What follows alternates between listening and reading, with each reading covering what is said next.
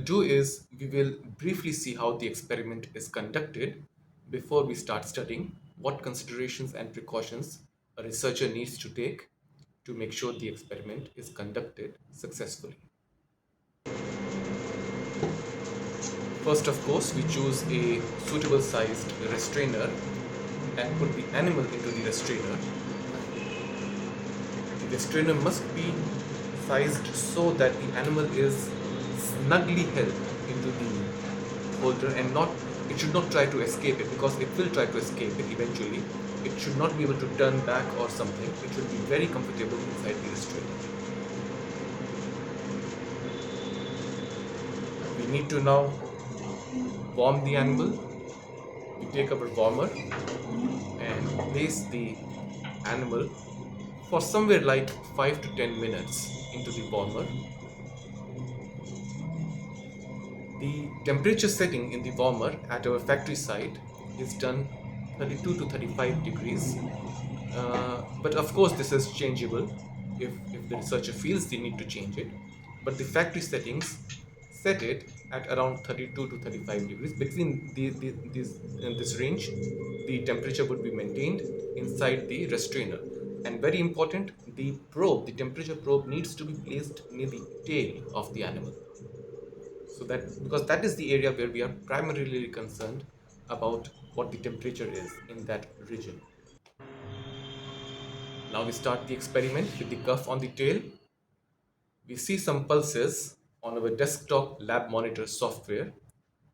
As the pressure rises, some physiological change happens, but of course the pulses vanish. And we keep an eye on when the pulses would reappear. That is what we are looking for, when the pulses reappear. In a moment, here they are. So we can see that the pulsations have reappeared into the tail as the occlusion is removed in the deflation cycle.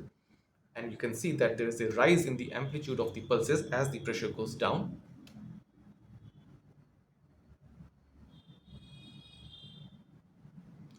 Right. So the experiment is completed. And now we have the different parameters of the NIBP experiment given to us by the software. We can see that the BPM, the beats per minute or the heart rate of the animal, came at 318, which is standard for rats. The systolic pressure, the SAP, systolic arterial pressure, came at 113 mm of Hg. The MAP, the mean arterial pressure for this rat, came at 90.48. The DAP, diastolic arterial pressure, for this rat came at 79.22. The software, of course, allows us to put some fundamental information about the animal also, like animal ID, the type of the animal, the species, that is, whether it is Vistar or something else, the sex or the gender of the animal, male or female, the weight of the animal, of course, very important. And then, of course, the adjacent accept button we can click and transfer all these details into the database where they stay forever. Unless they are deleted intentionally, they would not go anywhere. And then you can do a long-term longitudinal study by taking multiple readings on the same animal.